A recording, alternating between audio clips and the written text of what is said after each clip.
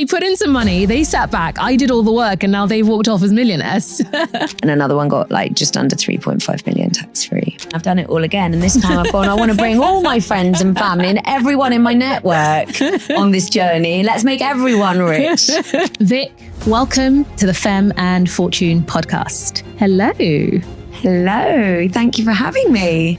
eBay signed 22 minutes into our second year. When women try clothes on and they don't fit, we blame our bodies. And when men try clothes on, they blame the clothes. Sometimes we'd end up like we'd have to put the mortgage on a credit card. Is that if it was easy, somebody else would have done it already. What if the business you built didn't just make you wealthy, but it also made people around you millionaires too? My guest today, Victoria Peppiatt, has founded 3 businesses. She built Phrasee, an AI-powered marketing company, scaled it, and sold it in 2022. Some of her relatives invested early. The exit made them millionaires. But here's what makes her story different from most founder stories you'll hear. She didn't just stop there. She already had money in the bank. She didn't need to do it again, but she did. Here she is today. She's building Hey Savi, her 3rd company, from scratch. Now, I've watched Vic build with a level of energy and determination that very few people have. Today, we're going to be talking about what it actually takes to build, sell, and then choose to do it all over again, and what wealth looks like when it builds across multiple businesses, and what everyone watching today, particularly women, can take away from someone who has done it 3 times. Now, if you're not already subscribed to the Femme and Fortune channel, hit subscribe now so you can keep up to date and never miss an episode. And if you want more money investing and wealth building insights from me, then sign up to my free weekly wealth newsletter and join tens and thousands of women who read it weekly. The link is in the description. Vic, welcome to the Femme and Fortune podcast. Hello. Thank you for having me. Absolute pleasure. I am so excited to have you. I always say that, for me, this podcast is so important because I want to be able to share some of the success stories of, fabulous women who have had incredible journeys and built wealth, because I think it's really important that we share the information and other people can learn how to do it as well. So absolutely delighted to have you. I obviously know your story, but I wanted to share it with others. So yeah, let's get started. So you have founded 3 businesses. So it's the Pink Group, Phrasee, and Hey Savi. Correct. But before all of that, and before we dive into sort of, building companies, the wealth, et cetera, tell us a bit about who you are. Like, what is your background? Because I'm a massive believer in that things in our background kind of help shape us into who we become and what we end up doing. So yeah, who are you? Well, I suppose I've had quite a varied, exciting childhood and upbringing. I come from a big family. I've got 5 half-sisters. I've got a twin stepbrother and sister. Okay. The house was always very, very full. My mum was big on entertaining. We would have large Sunday lunches that went on for hours and hours. Lots of music, lots of dancing, lots of partying. I think from a young age, I think I would say I was a bit of a natural born leader. I always like to take charge and try and be in control. And in fact, even then through my sort of teenage years, I was often known as the general, organizing people. Was that your nickname? Yeah, exactly. And I think I've always been, if I'm really honest, I've always been interested in money. I've always liked having money. Like one of my first sort of big Christmas presents was an electronic till when I was at the age of 9. And I quickly discovered that while my mum was entertaining and having these lunch parties and dinner parties, I could go to the sweet shop, buy a load of penny sweets. And then when her guests were slightly merry, I'd open up my sweet shop with about 100% or 1,000,000% markup, whatever it was, to start making money. So I've always been interested in that. I've worked since a young age. Mm-hmm. I worked in supermarkets as soon as I could. I always did placements. I've always been quite driven. And And then I went to university. I studied music and technology. And after that, when I graduated, I actually went into the music industry for, I think, about 3 years. Okay. Then moved to Spain for a bit and came back with my then boyfriend, now husband. And we set up our first business together. So it was actually a husband and wife team, the Pink It's Group. your very first business. Okay. And that was a creative agency. So he was our creative director and I sort of ran the business. Okay. So just bringing it back a bit to where you said, you've always, been aware of money or, things like that. What was it that made you so aware of money? I suppose it was drilled into us by my mum. It was a case of you have to go and earn money if you want it, and if you want to buy things, that's on you. And what did your parents do? Like, what did your mum do? So my mum was a interior designer stroke project manager, and she worked a lot in the building trade. So she was actually in a very, very male dominated industry herself. But my mother and father split up when I was quite young. Okay. And my father is also an artist. So very different, but in the sort of creative side. And I suppose during like late 70s, early 80s, that was quite rare for a woman to be so driven, earning money for the family, looking after the children and what have you, and driving us through school and what have you. And I suppose that's where that work ethic came from. Okay, from seeing it in your mum. Yeah. And you mentioned that some of your early jobs were like working in a supermarket and things like that. Was it more sort of your mum saying, go out there and make your money? Or was it a combination of you also saying, yeah, I want my independence? I think it's a bit of both, actually. Okay. It's a bit of, you need money to go out and, I like to buy things. Yep. I like nice things. I can tell you look lovely. Thank you. And I needed money. And so what else do you do if you're not being handed it? Yep. And then at university, you studied, I think you said music, right? Yep. Why music? I guess for me, it's sort of like if you were sort of money driven and et cetera from a young age, I would have assumed a business related degree or something like that. Yeah, so interesting. I think music has always been a passion of mine. Okay. So I played the flute, I played the piano, I sung in choirs.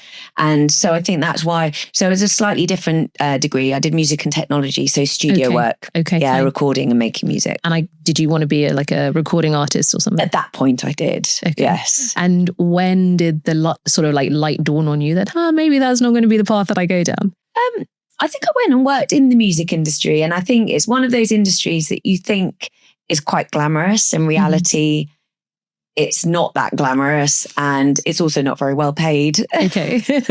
So I guess at some point you're like, yeah, not doing this. Yeah, exactly. And that's when I sort of, I was working marketing within the music industry. Okay. So I got to learn a lot about like marketing and promotions. And I was looking after international artists. So I worked through the labels. So I worked at Mercury Records and I went to Island Records.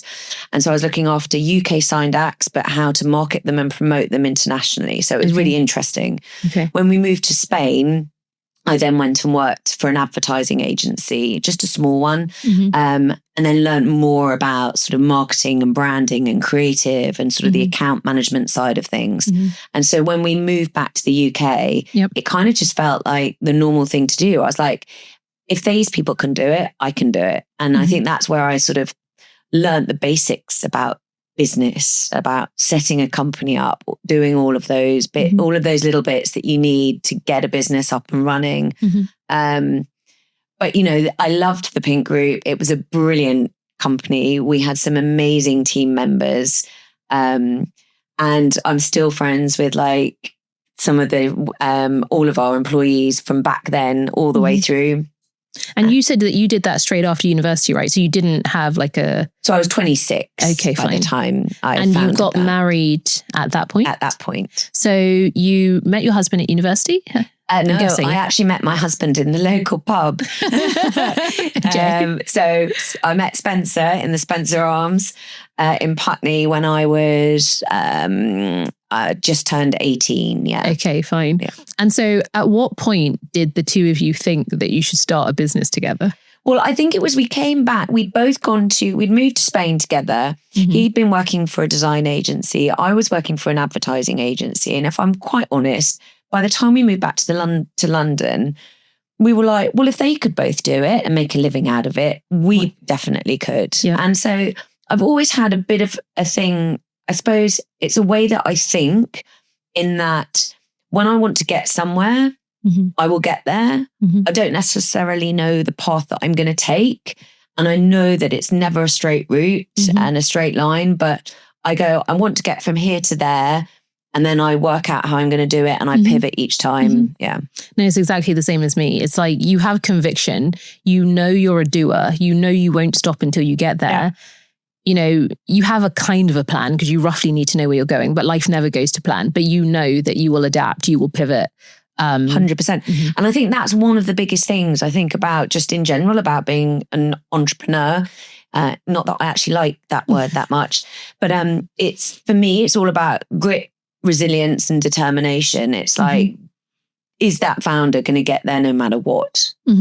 So you and your husband Spence, I think you said. Okay, so you and Spence, you started this business. I assume it went very well. What happened? Tell us about it. We ran it very successfully for 11 years. That's a long time. It is, yeah. Okay. And as a husband and wife.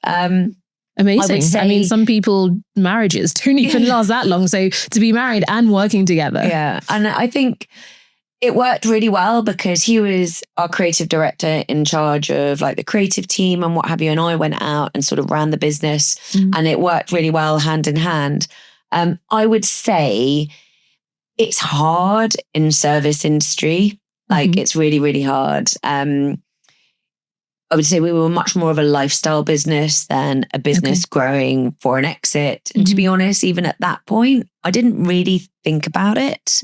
It was never like we were building it to sell or going, these are the things we were like, oh, great, we're sort of organically growing. And by lifestyle business, you mean like a lifestyle business is one that generates enough money for you to live your life comfortably, but it's not necessarily the company that's going to allow you to sell it for like tens or hundreds of millions. Exactly. Okay. Yeah, exactly that.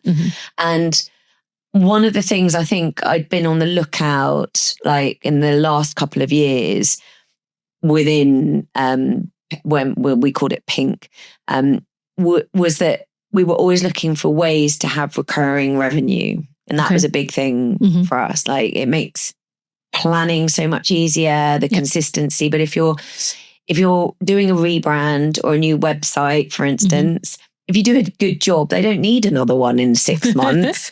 I mean, you can find that there can be some smaller ongoing work where you might be doing a bit of design here or there, but not the chunky bits. But if you've done a good job, then they actually won't need you again. Yeah, and I found that bit quite exhausting, if I'm honest. Yeah, because then it means you've got to continuously look for new clients or pitch them new ideas to do something different. Yeah. So what happened to it? How did you then move on to your next business? Did you close it down? So it's a great question. So at that point, one of my clients, so this was probably 2 years before we closed it down, had come to me and said, I've got an idea for a business. Imagine if we could use AI to generate and optimize short form marketing language. I've got no idea how to run a business, but you know what you're doing. Are you interested? And then we had a third co-founder who, Neil, who was the PhD in AI and machine learning. And he was like, I can build it. Because you're mentioning AI machine learning, but was this back in 2014? Okay. So right at the early stages. So nobody really knew what it meant. Okay. And if you can think about this, like we're in 2026 now, everyone kind of knows what a language model is now, but back then nobody did. And we were building language models on a brand to brand basis. That's incredible. Yeah. Wow. So we were generating or optimizing short form marketing language. So things like push notifications or email subject lines. And we worked with massive. So when we started. But what happened to Pink? Did you close it down and then? I ran both businesses side by side. Oh my God. I funded Phrasee. So we had the office and I started using my team. I paid for everything for that first year and a half through Pink. Okay, so the money you were making from Pink, you used to fund so the beginnings of Phrasee. Okay. Exactly. Yeah. And then we started growing the team and I had my team working on kind of both projects at the same time. And then we kind of got to our first birthday. So within the first year, we'd signed a couple of clients, but we hadn't solved a lot of the things. So at the very beginning, version 1, we had a one-size-fits-all language model.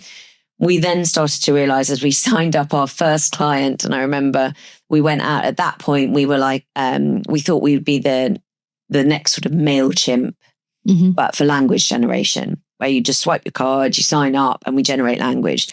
Quickly realizing, and of course, coming from a branding perspective, that everyone wanted their own brand voice, like one brand, you know, especially if you're in competing sectors. You don't want to sound like very different. You want your own tone of voice. You want your own brand guidelines applied to it. And so what we quickly realized is actually we needed to pivot, and we pivoted a lot to get this to get product market fit. And we realized that actually we needed to build language models on a brand to brand basis. And at which point that was when we started getting some traction. So we signed our first sort of annual contract with the brilliant Virgin Holidays and a guy called Sol Lopez, who basically had worked with us and still works with the company now. And we were going into our second year of business. We just had our first birthday, and eBay signed 22 minutes into our second year. Wow. At 12:22, and they signed. You remember all the details because it went through. And and that was across 6 territories. That's so amazing. In 6 different languages. Nice. And that was at the point whereby I said to my amazing husband, I can make something of this. I can build this. This can be the cash cow that we've been looking for. Not the lifestyle business. Yeah. And so at which point we decided to close down the agency. We did it bit by bit. He would handpick then the clients that he wanted to carry on working with. And then we also had the very grown up discussion about children, because at that point we had 2 children. I had Max, my eldest, and I'd just given birth to Marnie. So 3 months before we launched Phrasee, I had Marnie. And so she was 3 months old when you launched. Okay. Yeah. I've been there, and I know it's wild having a young baby and a startup. Yeah. Well, you don't I mean, it's not something I advocate for, because you don't end up actually really having a maternity leave. Yeah. I didn't really that much with either, if I'm honest. Because I was running my previous agency before. But yeah, we had this grown-up conversation, and we said, well, listen, we'll close down the agency. I will go full steam ahead with Phrasee. I will make this work for us. And you can do a bit of freelance, but also prioritize the kids because, and someone has to. Yeah, exactly. And also it's a really difficult one. And like so many families must have this conversation about if you're both really, really career driven at the same time, it becomes very difficult to have a family, because then you're paying for somebody else to come in and help the whole time, and neither of you are there, and you're constantly battling at trying to do it the right way. What's right for you? What's right for your children? What's right financially, mentally, everything. I get that, and it resonates with me, because my husband and I were both very driven, and at the moment we're both running our own startup. So some days it's like, well, I don't know, say the school calls and says, oh, you got to go pick up your daughter, she's not feeling well. I'll sort of look at him and he'll look at me, and I said, well, who's going to do it? And, you know, it's like, right, should we flip a coin?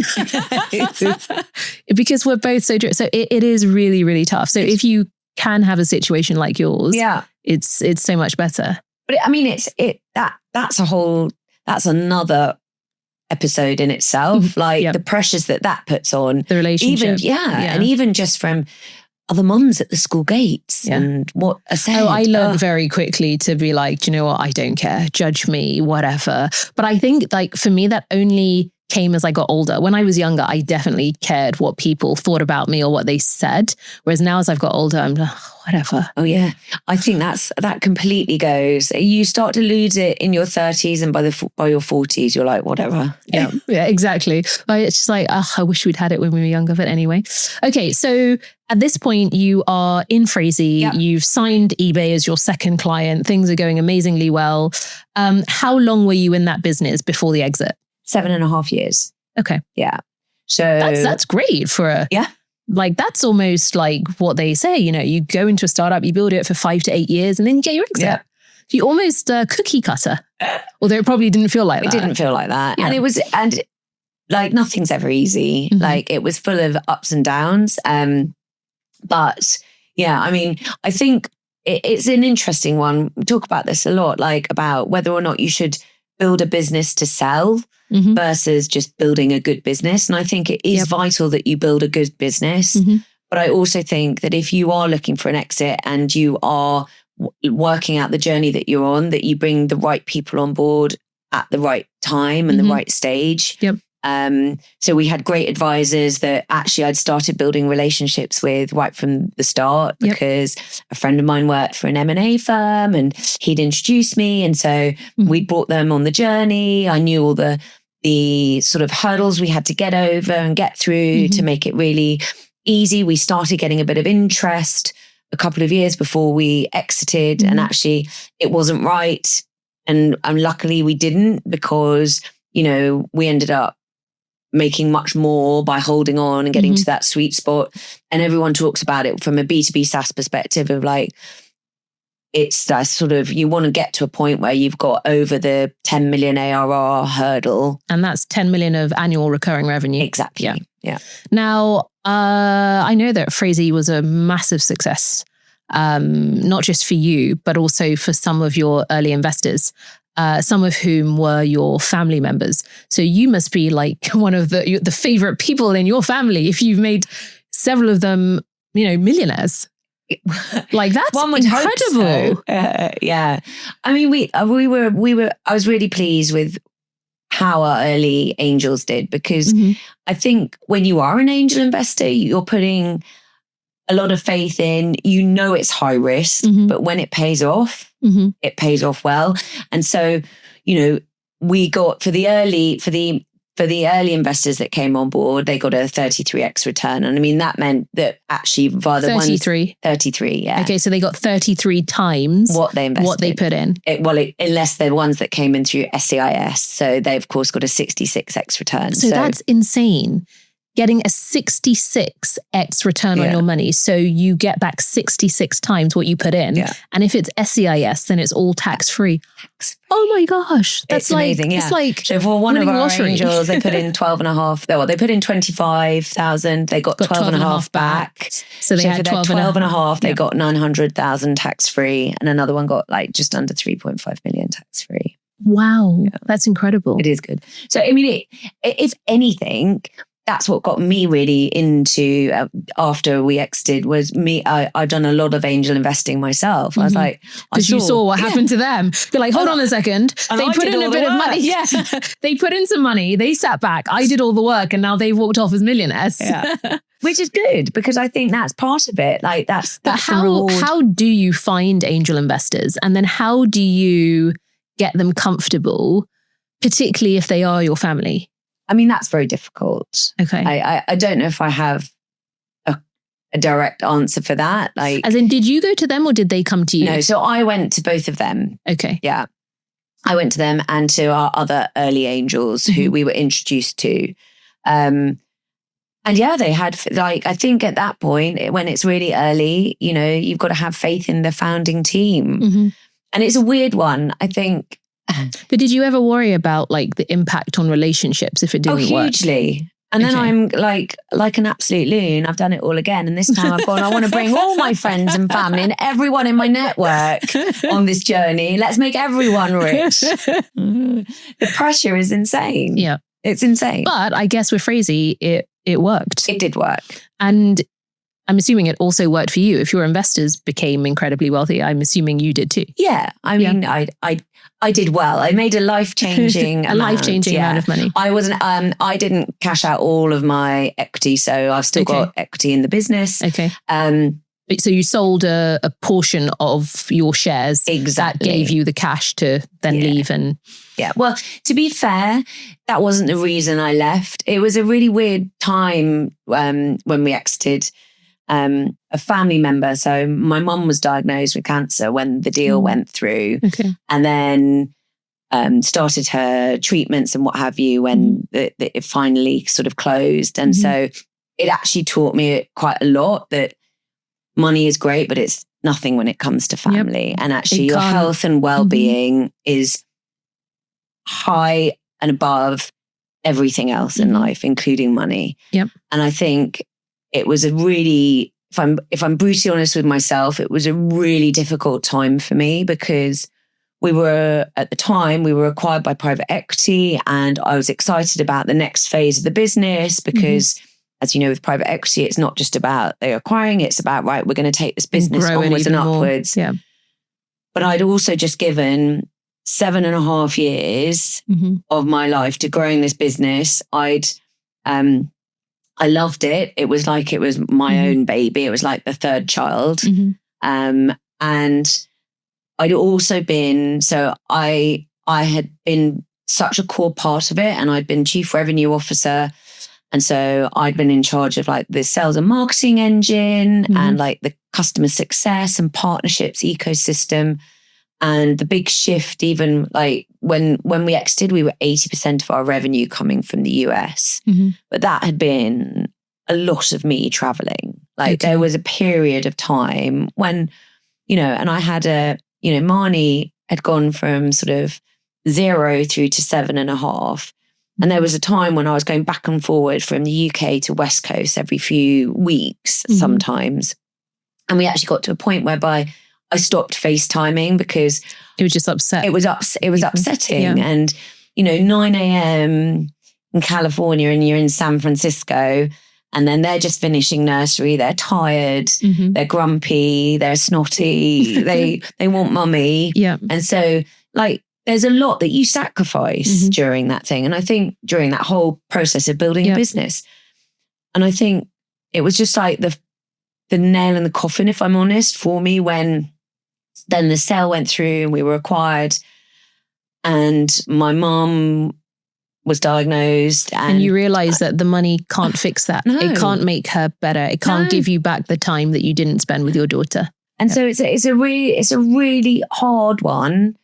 And of course, at that point I wanted to be part of the next phase and what have you. And, but it wasn't right for me. And so I knew I had to take some time out. And so that's what I did. I think it's really important that you could acknowledge that and then make the decision to say, do you know what, I'm going to step away. I think sometimes we can get so wrapped up in something, or so, I think particularly for women who are very driven, you're just like, I'm just going for this thing. And then unless life kind of slaps you sometimes, you can lose perspective 100%. on some of the things that actually really matter beyond the wealth and beyond the money. I know that in my own case, sometimes, it's even happened to me. You just get so wrapped up in, I want to do this. I want to achieve it. I want the success. And then something happens and then it makes you think, hold on a second. There is so much more to life. And I think it particularly hits home when it's either your own health or your family's health. Yeah. And then you're sort of like, what the hell am I doing? Why am I doing this? Yeah.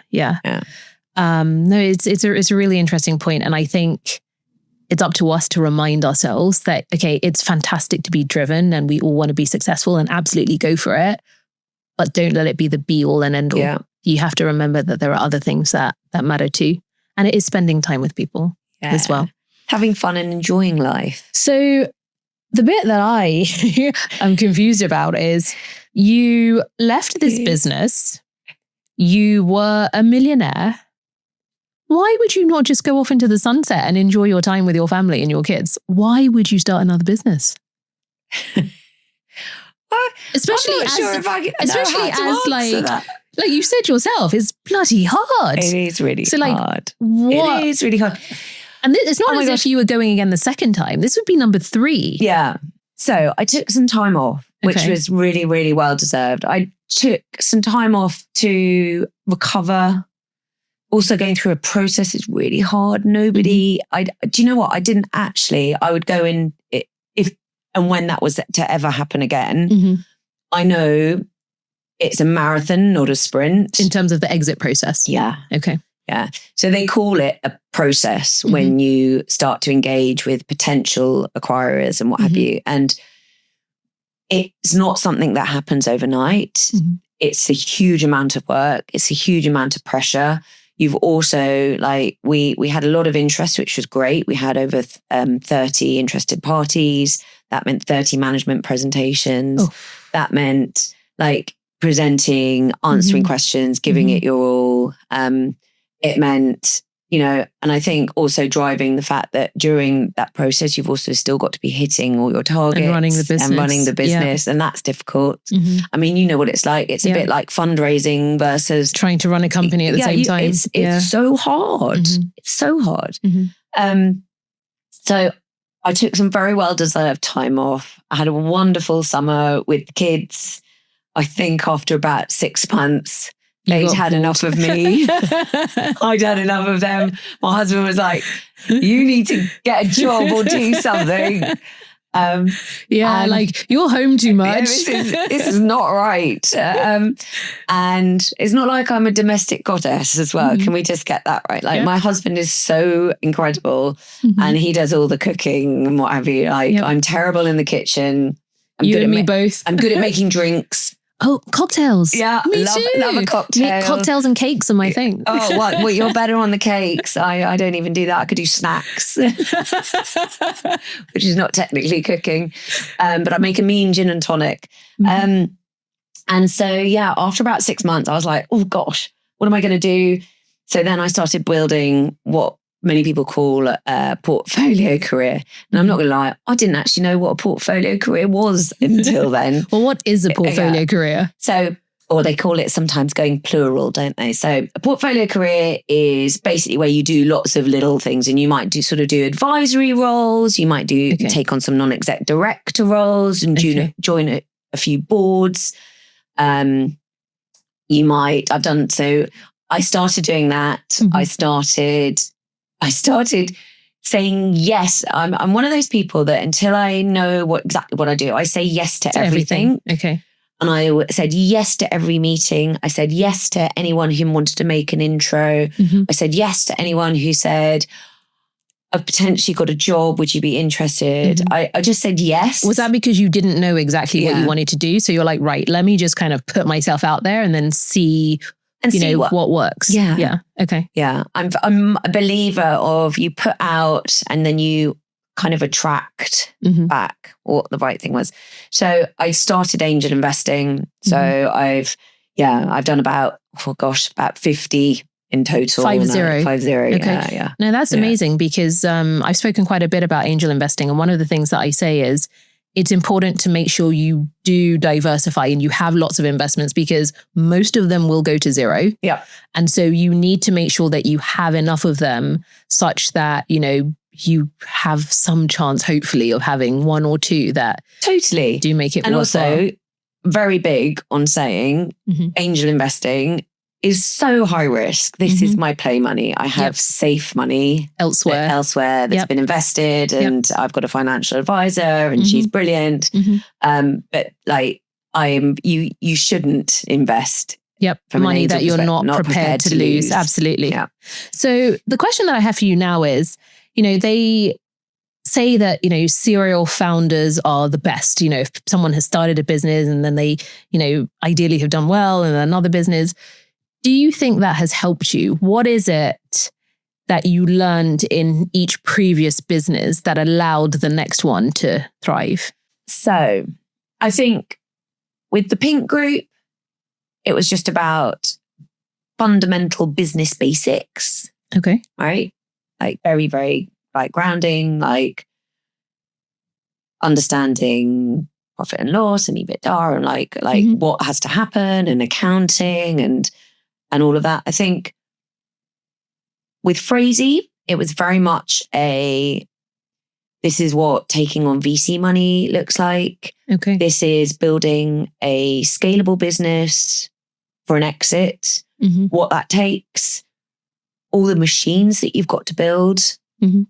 It's not ad hoc. By the time you get to product market fit, you've then got to work out how to build and scale that engine. And product market fit is where it's kind of that tipping point where you're like, yes. Customers love this. Customers now love it. We need to scale it. Exactly. And we can scale it. And also that you kind of, you almost create then your sales playbook and your formula. You know how to replicate it. Yep. You know how to replicate it, and you know that by plugging in money here, it comes out here. And so I learned and also working with raising investment, getting institutional money on. We were really fortunate at Phrasee. We did a couple of rounds, and then for our Series A, we worked with the brilliant guys at Albion VC. Okay. So I'm big fans of. I think they're brilliant. And what did they help you do? They basically came on board. They were great champions there. I mean, I suppose it's also slightly different when you're hitting your targets every quarter. So you get pretty happy investors. Yeah. So yeah, I mean, but I like the way that they work. They were very supportive through all the stages, which is great. And then, now with Hey Savi, I mean, it's almost like I'm flipping everything on its head, and I'm using all of that. I've gone consumer side. And whereas before your other businesses, your customers were companies. Yes, exactly. Whereas now with Hey Savi, your customers are people. Exactly. And so tell us a bit about Hey Savi as well. What is it? Okay, so Hey Savi we describe it as Shazam meets Spotify, but for fashion. So you see something you like on social media, or someone in the street walking past, or on TV or wherever, take a picture, you send it to Hey Savi, and we show you shoppable results. So we will try and find the exact item if it's available. Otherwise, we let you shop the look at your price point. So this is perfect for me. And you may not believe this, but I had a similar idea in 2011 when I was at business school. Really? Yeah. It was like an entrepreneurial summer program, and they put us into groups and they said you have to come up with business ideas, and they always tell you think about your pain points if you want to build something that solves a problem. And for me, I hate shopping. I hate having to go waste my time sift through crap, particularly if I'm looking for something particular. And most of the time I am, because I'm not the sort of person to just go and browse. And so I remember thinking, imagine if I saw someone wearing something and I want to know exactly where they got it from, or I have an idea in my head about the exact dress that I want. It's got to be red, it's got to be floor length, I want polka dots on it. Yeah. Why can't I just put that in somewhere and it tell me exactly where to go and get it? But 2011 was before AI and before everything. And for me, it was just so big of a mountain that I was like, I have no idea what I'm doing. And then, I didn't think about it again until I met you. And I was like, oh my gosh. You're welcome. So it's really interesting because, most people, that's what a lot of women say. They go, we had our official launch only a couple of weeks ago. And at our consumer press launch, one of the journalists arrived and she went, I can't believe this. I tweeted, I wish somebody would create Shazam for fashion. She said 5 years ago, and nobody's built it. Turns out it's a really hard problem to solve. Exactly. Hence the reason it's taken so long. But so we talk about the Shazam bit, find me the thing or show me comparables. And we always make sure that they're shoppable, because otherwise, without naming other people, that other companies that you might go, oh, I could do that on something Lens. We don't prioritize paid or sponsored results. We don't send you to dead end links. We always make sure that it's shoppable and in stock, and we show you the sizes. So you're not having to do that multi-browser tab where you've got millions. So can I not just take a picture on my phone or something and put it into I don't know, ChatGPT or Claude, and will it not tell me? It doesn't. No. And the reason being is we have trained so it's not just about a snap. It's not just try and find this thing. It's try and find this thing, show me if it's in stock and I can buy it, but then show me other comparables so that I can shop the look back at my price point. So that's the sort of phase one of the product. The phase two bit is then what we're wanting to build next, which is this hyper-personalized AI that can make recommendations based on your body shape, not just your past purchases. Okay. Because one of the things that we discovered, and I think this comes back to where my passion for Hey Savi has come from. And I mean, that you must have a passion, because as I said at the beginning, why would you start another business? Yeah, I mean, I think it is. And I think it's the bigger mission and vision that we've got with this, when we started right at the beginning, we started interviewing. So we're big believers in talk, interview, research, like speak to your target market, understand those pain points. And from all the interviews that we had, they were deeply, deeply emotional. Every woman, and we've now interviewed over sort of 1,800 women along the process, cried at some point when we were talking to them, because what we discovered was that when women try clothes on and they don't fit, we blame our bodies. And when men try clothes on, they blame the clothes. And not surprising. What a huge amount of emotional turmoil that is every time we're trying things on. And so we were like, if we can create, and this is like the bigger mission for the company, if we can create body confidence in every body and every body, then we will have done our job right. And that's where we talk about sort of AI for good, because I'm a big believer that actually AI used in the right way, and when you use data for the right thing, it is for good. And if we can do that in a way with Hey Savi, then and create body confidence in every woman, then amazing. That's a much bigger feeling, and that's what I get excited about. And there's something else that I love about Hey Savi as well, is that 54% of your investors are female. So tell us a bit about that. And also, when you raised money for Hey Savi, like you broke record, right? So tell us. So I think at the time we were the second largest raise at pre-seed. So we managed, And you raised 2.2 million. We raised 2.2 million, And we've raised another 700,000 since, but all from angels. So all of that money came from individuals. So individual people. Yeah, individual people. And 54% of them are women. Yeah. Fantastic. Good. I love that. Was that intentional? I think it's a mixture. I don't know if it's necessary. I think it's intentional in the fact that the mission that we're on and the problem we're solving resonated probably way more with women than it normally does when you're pitching a startup. And so I think it's only fair that we've got the right balance. But I think it's also because it's women building tech for women, and like we're solving it for women. If there was somebody out there or a woman out there who wanted to invest in Hey Savi, how would she go about doing it? Oh, get in touch. I'd love for you to invest. Yeah. Okay. Always be fundraising. So we made it quite easy. I don't know if you did this at Propel, but we used Odin, so we created an SPV. So we've made it really, really easy. So we haven't got a messy cap. But for people who come in, they either have to be high net worth individuals or they have to be self-certified, sophisticated investors. Yes. Which means you do need to have a fair bit of money or experience investing to be able to invest in something like this. I would agree. Yes. And I think sometimes that can be one of the things that is a barrier for quite a lot of women as well.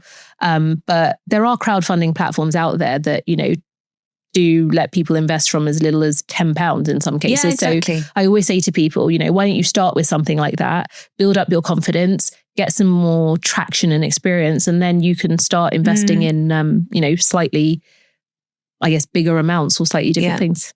And I also think that there are quite a lot of groups and syndicates out there. Like if you're worried about doing the due diligence yourself, like go into a group and work out how you're going to do it together. Yeah, absolutely. People keep asking me about that actually. And I've been toying with the idea of starting a syndicate myself. Have you? Because again, it's just about bringing, because obviously like the community that I have is so big now. It's like, okay, well, how can we bring everybody together, but learn? But I'm about the doing. So I don't just want it to be, okay, yeah, we've learned some stuff, but we haven't put it into practice or taken action. So I'm like, and I mean, I love angel investing. So I'm like, that could be good.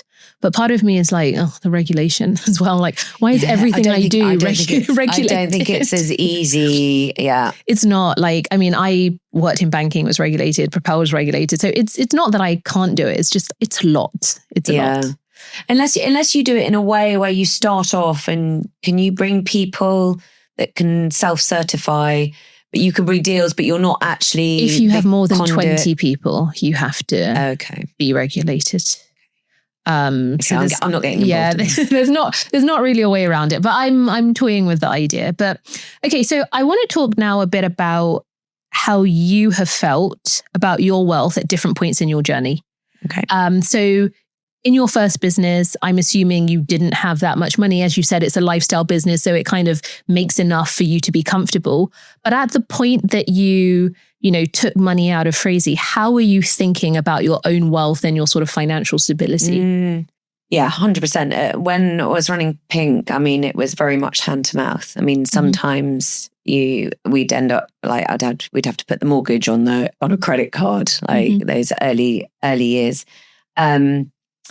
And then with Phrasee, it's weird. You drive towards something and then you feel a bit like, now what? So if I'm honest, I was probably a little bit frozen to start with. Okay. Yeah. It's funny because that question I now ask a lot of my guests. And I've had things from I felt flat to didn't think about it. I was just so tired. And you said you felt frozen and it's now what? And actually another one of my guests said, well, then it just brings a whole different bunch of problems because now you're like, well, what do I do with it? And who do I trust to manage it for me? And this, that, and the other. So you felt frozen initially and then what? I mean, when I say frozen in actioning and like quickly starting to invest I was very, very big on not doing anything too quickly, too rash and making quick decisions. Yeah. I kept getting a little bit excited every time I looked at my bank balance. Well, and why not? Like, congratulations, you worked hard for 7 years. And like, then, did you look at it and be like, woohoo? I suppose I got a financial advisor. I had a stockbroker that was helping me with initially. I then started to talk to some other people that had exited and find out like what they did. And yeah, I think the recommendation piece is really, really difficult. You want somebody that you trust. So I've got an amazing financial advisor. And so you said you started talking and having conversations. Were you talking and having conversations before you had the money? No. So you only really started thinking about wealth once it came. Yeah. Yeah, I think it's really interesting because what I think because you don't want to jinx it. Oh, is that what it was? You can't plan. Because I'm always like, be prepared. So I'm like, prepare yourself before you get the money. Like you can start understanding, taxes and, pensions and ISAs and equities and various bits and pieces and prepare yourself for it because so many women get to that point and then they're like, oh my God, I don't know what to do. And because you don't know what to do, a lot of them don't do anything. But I didn't think about the jinxing it part. Okay. Yeah. There's a fine balance. There's an element of you want your vision board, your motivation. Like there was an ongoing thing that we used to say, like in my family, it would go on the when we sell Phrasee list. I was like, well, when we sell Phrasee, I'll buy that. But I didn't want to plan too much because and with all of these things, I mean, you know what it's like with deals and what have you, everything can fall through. There are it's not done until it's done, signed, triple checked. And the money's in your bank account. And the money is in your bank. Exactly. Yeah. Otherwise, up until that point, anything is possible. Anything could happen. Yeah. And how do you think about your wealth now? I think funny, I don't use the word luck because I know that it was because of an incredible amount of hard work. Do you think some luck played a part though? Fortunate, yes. I think there are certain things that do play a massive part that sometimes are out of our control. Things like what's happening in the market, timing. I mean, what I discovered quite quickly is that timing is absolutely everything. And so what do you mean by that? We'd come out of COVID when everything was on this, I don't know if you remember in sort of 2020 and 2021, like SaaS was going through the roof and we closed the deal. So we started the exit process sort of September 2021 and closed it April, May 2022. And we had and when you say SaaS was going through the roof, that was the sector that your business was in. Exactly. So software as a service. Exactly. Yeah. Okay. And then the Ukraine war hit and everything. And it was a massive inflated bubble during and just post COVID. So great time to sell. It was a great time to sell. But also that's then a choice that we made as, you know, as founders, that this was the time to sell and not to stay. We could have carried on building, and we're still, the business is still going and it's doing great stuff. But at that point it was right for us. Okay. Yeah. Now, if you were sitting opposite your younger self, and think back to the point where you were just starting the Pink Group, what would you tell her about money, ownership, and building wealth that nobody told you? Knowledge is power. Like, I think understanding way more. I don't think they talk about money enough at school. They don't. I don't think we talk, like, even investments, even some basic things. I think everyone should understand a little bit more about money and talk about it as well. I think you combine the fact that also you're a woman and British, dare I say it, because it's seen as really uncouth talking about money. It's not what we do, darling. It's not what we do, exactly. It's very crass. We don't talk about things. But actually, I don't know why, because men do. Yeah. There's a fine balance, right? Because I do talk about money. And I think it's really important too. And so what I've noticed is my kids are starting to pick it up. So much so that my eldest, we went to a kids party, and I was standing like not too far from her, and I heard her go up to another kid and go, "How much money have you got in your ISA?" And then she said something like, you know, "I've got £12,000 or whatever the number was she said at the time. And I remember being like, and I could see that their parent had heard. And I looked at her and I like kind of ran over and I'm like, yeah, I was like, we don't really talk to people about money like this. And I was conflicted because on the one hand, I was like, go girl, like, yes, like we should be having these conversations. But I'm like, yeah, in this environment with another kid, and now they're looking at her thinking like, what on earth? Well, I think there's a difference, isn't there, about talking about it and encouraging it. And then maybe you felt that was just a bit showy offy. Yeah, I don't think she meant it that way, but that's how it came across as like, how much have you got? I got this. And I'm like, oh yeah, you don't say that. But I love the fact that she knows what an ISA is and she knows how much she had. Like, that's incredible. Yeah. But I think as women, we got to do it more. Yeah. So you'd say to your sort of younger self, knowledge is power, learn more, speak about it more. Anything else? No, I think those are the key things. And don't be shy to ask for it. I think there's also, you know, as you're going through, even in your career and jobs, and like women don't ask for pay rises enough. So even with my own team in the past, like if one of my female team members has asked for a pay rise, I've always said, well, depending on what the outcome is, like, listen, I'm giving you 1 million brownie points for asking me, but we can't do it. And this is why.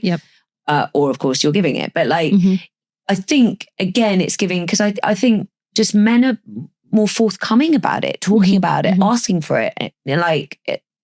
We need to do it more. Yep. No, absolutely. Now, there will be women out there who have a business idea. They want to get it started. They want to get it going. Based on everything that you've learned across your 3 businesses, what are the things that you would tell them to do today? I would say, I think it's been slightly different with Hey Savi, because I know I'm contradicting myself, because we took on investment at pre-seed.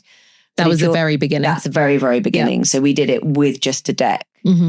But on the whole, I say to everyone, like, go out, test the market, show the proof points. It's all about problem solving. Make sure there's a problem to actually be solved. Make sure there's a need and want for your product or your product or whatever it is you're building. Make sure that if you can get to a point where you've got an MVP, so a minimum viable product. So something you can actually show that demonstrates what your idea is. Exactly. Something that you can show, that you can get traction, that you've got even some early metrics. I think it's really, really key. And just testing it out. I mean, it's so much harder building a business than you think it is. And that's if you're doing something like we're doing, or you're you're building tech or you're making a product, or especially if you need investment, like that's, I'd say, one type of business. There are also a lot of brilliant businesses that can be profitable from day one, you know? And or lifestyle businesses like Pink Group. Yeah, I think you need to understand the route that you want to take. Once you start to go down the investment angle, and especially when you get on the sort of institutionals that you decide to raise from, you know, VCs or what have you, it's a fast train. You're not getting off it by choice. Okay. You're really not. I mean, it's just a different beast.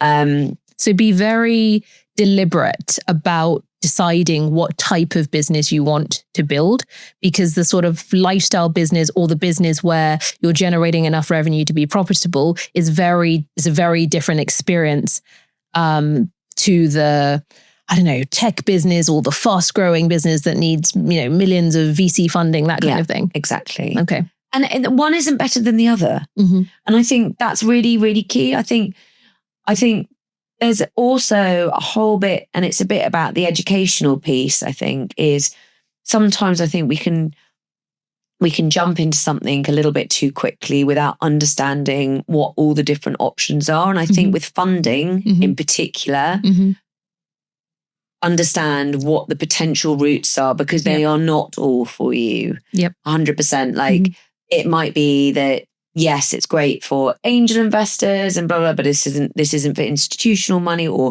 maybe it's family offices, or, you know, and if you're building a profitable company, you might be able to get a loan, or you might be able to find lots of other ways, but it's not all about VCs. And I think we do get a little bit hung up on that validation from VCs. I also think you need to surround yourself. There are a couple of things that I would say have been invaluable to me. I'd say community is one. So find other like-minded people that are building or at the same stage as you. Like all of the communities that I'm part of are phenomenal. And that's everything from, I know that we're in a lot of them. We're in a couple of them as well. Like Female Founders Rise and Boardwave and Wits End. Like they've been life-changing for me because I've made good friends. I've also got angel investors from them, which is great, but they've also surrounded me with that sort of network of people that are going through something at the same time as you.